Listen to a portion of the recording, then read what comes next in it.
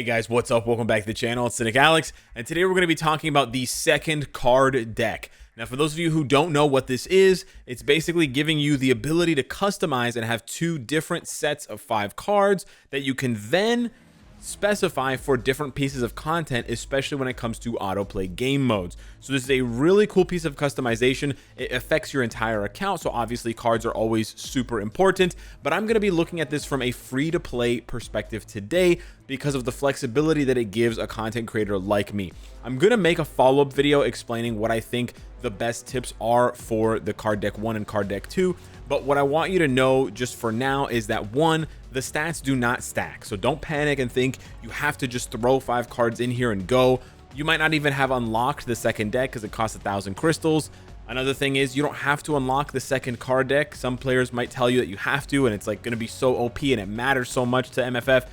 It really doesn't. Most of MFF is basically single player self-contained content. There's very little competition and sort of crossover between whales and non-whales. I mean, there's some leaderboards here and there, but it really doesn't matter much. 99% of your rewards are completely unaffected by other players, and this isn't going to have much of an impact on PvP, considering that the top whales are mostly duking it out against each other in Challenger, so it really doesn't affect most players. So what you need to know for now is keep working on your cards. Keep working on your cards. As always, that's always the advice we give because cards are so important. However, if you've come to a point of satisfaction, if you've sort of gotten comfortable with your cards and you're like, you know what, they're good enough, that is when the second card deck might become appealing to you for multiple different reasons. Now, I'm going to leave the rest of that for another video where I talk about building a PvE deck for PvE content like World Boss, ABX, etc., and then building a more PvP focused deck. But a couple of things I just want to mention off the bat. You still need to strike a balance, right? A PvP deck that doesn't have as much attack, you're not going to deal enough damage to kill people, so you're still going to die. A PvP deck that doesn't have Pierce, 25%, you're probably still going to die with you need at least 20% Pierce. You take a look at Alliance Conquest players' cards, and you're going to see that by and large they have 20 to 25% Pierce. So there actually isn't that much of a difference between deck 1 and deck 2. But for me and other content creators, there's a much more exciting, in my opinion, thing that we can do, and that is to create a free-to-play deck. And this, of course, is something that you can do watching if you just want to experience Dark Souls Marvel Future Fight mode. So that's what we're going to be doing. I'm going to be going through basically step-by-step, sort of step-by-step. I've set it up a little bit already, and equipping 5 free-to-play cards and giving you a real-life example of what you should be aiming for if you are a brand new player or you're a returning player and your cards are trash. And so this advice is going to apply to all of those players, and I'm going to keep this card deck. I may refine it a little bit, but I'm always going to keep it around, and I'm going to use it as a way of testing characters, so we'll have twice as much data. We'll be able to test characters as they come out and as they get reworks and tier 4s with a free-to-play card setup and an OP Giga Whale card setup. 25% Pierce and 0% Pierce. I absolutely loved when I did this a few months ago when I went to Korea because I used the card equip discount to unequip all of my cards. Now I don't have to do that anymore. I don't have to spend the crystals. I don't have to worry about it, micromanage it, etc. We can have this always on the fly. So I absolutely love this feature. I think it's great for the longevity of the game, and it gives players more to tinker with and experiment and more options. But anyways, without further ado, let's get it started. If you are a new / returning player and you just want to start getting cards ASAP, the first thing you're going to want to do is funnel all of your support shop tokens into the comic card chest. Just keep rattling this off, keep opening it. I don't care if the cards are 1-star, 2-star. You're basically just searching for drops like this, where you get a 4-star or a 5-star or a 6-star of the 5 cards that I'm going to equip. Because basically all you're trying to do as a new player or returning player with no cards is you're just trying to get to 30% ignore defense and 30% cooldown as fast as possible. You also need to join a level 30 alliance, but that's a whole other thing.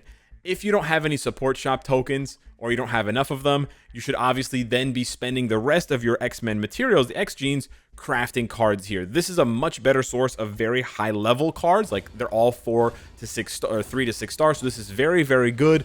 but this does cost X-Men materials. So if you're a brand new player who doesn't have any of the deluxe packs unlocked, you don't have any of the epic quests finished, it's much harder to farm X-Men materials. So farm X-Men materials like the Mcron crystals and Phoenix feathers. Farm that from Shadowland. Also farm the cards from Shadowland, because there's stages where you can choose if you're going to get a card, an obelisk, or an ISO. Always choose the card on the far right, and then spend your X-Men materials here.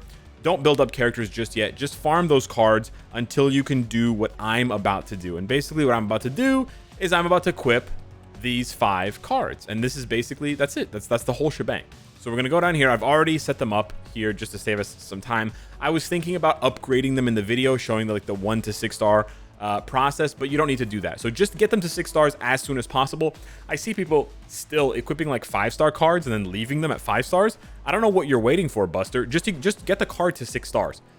Crazy enough, I was upgrading my cards and I rolled this 7 quality Avengers card, which is pretty wild. It's not the best possible rolls because it doesn't have cooldown, but it's pretty good. It's got both physical and energy attack speed, and all defense. So I'm going to be equipping that card here. We're going to be equipping, so basically you equip 3 Guardians of the Galaxy cards, you equip the Marvel Zombies card, and you equip the Loki card. So this is the other Guardians of the Galaxy card. We have the Groot number 5, which has crit damage and ignore defense. Then we equip the Star-Lord card number 2, which is ignore defense and crit rate. There are some alternatives, but I'm just going to keep it simple here. Then we equip the Loki card, and then we finish it off with the Marvel Zombies card. Now, yeah, this is basically the goal here. Hopefully, I haven't done the math on the stats, but hopefully when I click view card effects, we're going to see here 33% ignore defense. Boom, we got it. And how much cooldown? 20% cooldown. Okay, so I am short on the cooldown duration. I am definitely short on that, but yeah, I'm pretty happy with these stats. 28% all attack, 13% physical, 14% energy, 22% attack speed is quite nice. Got some defense, got some HP, got a lot of dodge as well, 23% dodge. I actually liked the dodge. It helps you cap dodge stats for PvP. It also helps you for PvE. It helps you with rage CTPs and stuff like that. So yeah, we're basically going to be using this card set when we want to test characters free to play. I'm going to have to do a bit more tweaking on this because we need to roll. Yeah, I think I need to re-roll this card, and I may need to re-roll both of these. Yeah, so we're gonna get a little bit more cooldown from re-rolling them. I don't have many re-rolls. Well, I could use re-rolls here. Let's re-roll this a few times and see if we can pull something better. We want to get ignore defense. Yeah, we want to get ignore defense and physical attack, and we also want to get the proc, I believe. So I'm gonna do a few re-rolls here so you guys can see what this looks like. Max HP is nice, but it's very low quality. Now, you should not be doing this. Okay, let me just be clear here. This part of what I'm showing you is something you actually don't want to be doing. And the reason why you don't want to be doing this is because you're wasting mythic cards that you could put towards crafting, right? Because if you're not me, you don't already have 5 premium cards crafted. I actually have more than 5 crafted. I have like 7 or 8 cards fully crafted. So we're going to keep this one here. So if you don't have these cards crafted, you're going to want to save as many mythic cards as possible to get to crafting. So although right now I'm re-rolling to get a few extra percent. Okay, I'm at 21% cooldown. We're trying to climb up closer to 30. You don't need to do that as a new player. As a new player or as a returning player, you want to hit the ground running. So you just want to equip these cards, get the 30% of each, or as close to 30% as possible for both, and then just go. Just go. Start saving up all your mythic cards. I mean, I have a lot saved up because of other farming reasons, but save all your mythic cards up, right?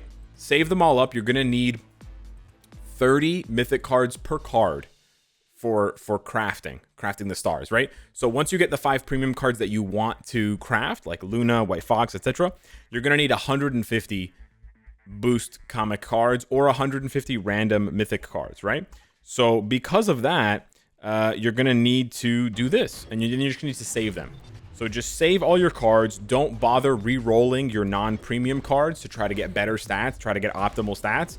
That's a waste of gold, and that's a waste of mythic cards, right? You can use a couple now and then, of course, if you have like a really bad roll, but I see players still trying to perfect their free-to-play card set. It doesn't make any sense because all it takes is one good pull, and then boom, you should equip that premium card and you should immediately be able to craft it. And you should be farming those dimension missions, right? You should be farming this completely 3 times a day, right, to get as many of these cubes as possible. And then again, as soon as you pull the mythic card that you want, the premium card that you want, you should be, boom, ready to go, and you should craft it all in one shot. Maybe you get pierced, maybe you don't, but that's really the goal, right? So I don't want to focus too much on the card set here. Like, I'm going to refine this one because it's for my own personal testing. But in your case, as a player, you just want to, like I said, aim for that 30% ignore defense. 38% is good too, but it's a little bit high. The ignore defense is a little bit high. The cooldown is a little bit low, but you want to aim for that, and then you want to hit the ground running. As far as what you get, if you notice that one of your cards, like let's say you roll a couple of really good ignore defense cards, what I could have done, or what I could do now, since I have 38% ignore defense, which is a lot, is I could swap one of these cards. So for example, I could take the Star-Lord card and I could delete it and replace it with a different card. I would lose 9% ignore defense, but I can equip a card that has, let's say, 6% ignore defense as a secondary stat, as a blue stat, but it has cooldown as a main stat. And then I can use that to balance it. So this is not like the perfect setup. I do think you definitely want this card. This is the best non-premium card in the game. You're probably going to need this card as well. So those two are kind of like non-negotiable.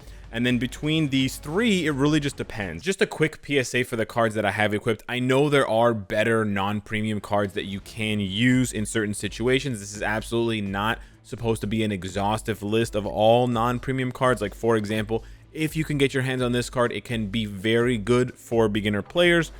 There's also this Captain America card that can be very good. There's also the Civil War card that again can be very good. But the point I'm trying to make by mentioning all of these cards is that it can be, if you can get your hands on it. This Gwenpool card is another good one, all attack max HP. And then the Civil War card is over here, I believe. Yeah. So there are other non-premium options that you can use. The ones that I'm using now are just the easiest to get, and that is why I chose them. You literally can just get them from either crafting in the lab, or by using the support tokens in the Dimension mission. These other ones, you have to get them through Shadowland chests, or you have to get them through the dispatch shop by chance when it's just rotating through and you have to spend some crystals on them. That sort of stuff is just too complicated. It's not going to give you very much of an edge stat-wise. And for players that are telling you to focus on trying to hunt down those cards like Thor Origins, Civil War 5, they're taking away, and you're taking away your focus from what you should be focusing on, which is, like I mentioned throughout the video, just get these cards to 6 stars, just get your cooldown and your ignore defense at 30% or higher, and then that's it, you're done. And then focus all of your resources and all of your attention on getting 5 premium cards that you want, and then crafting them and equipping them, and then boom, you're done. And then this will be way long in the distance, rather than spending resources and time trying to min-max a non-premium set that you'll be able to easily outpace and replace and way overpower with premium cards ASAP. So yeah, hopefully this has helped people out into getting their card crafting off the ground. You're really just, this is just, this is just your foundation, and then you're just using that to jumpstart to get to this. You want to get to this as fast as possible, and you want to be focusing on this as fast as possible. So if you're sinking mythic cards and sinking, resources into perfecting this, take a second